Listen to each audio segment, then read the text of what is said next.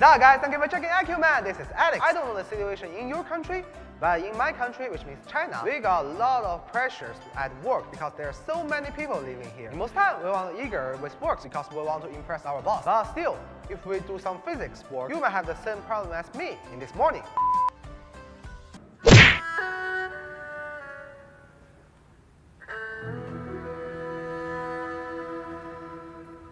So, in this kind of situation, what should we do? Luckily, I have my Shifu, who is a grandmaster of Chinese medicine, Kung Fu, and making Kung Fu chicken.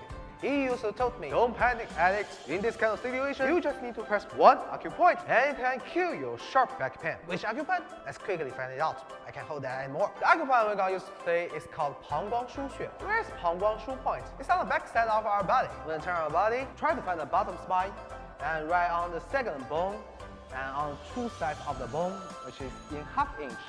And in here is Pangguangyu, which is the core of human body.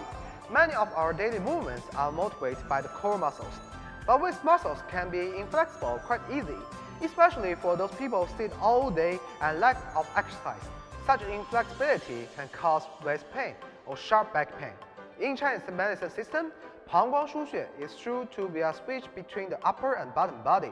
Massage this acupoint can relax the waist muscles so as to release the waist pain and sharp back pain. So, how should we press the Pangguangyu? Use the index and middle finger together to find Pangguangyu and keep pressing it hard for 3 minutes. It's better to stimulate this acupoint with heavy power. So, how heavy? Well, let's imagine that your girlfriend is cheating on you and you catch that cheater guy and you try to choke him to death. You try so hard, still, you don't want really to kill him across the legal line. So you leave him a breath. That kind of power is the power you need to press the Pangguangyu. Alright, that's today's ACUMAN. If you like our program, please subscribe us or leave your comments below. Until next time, bye!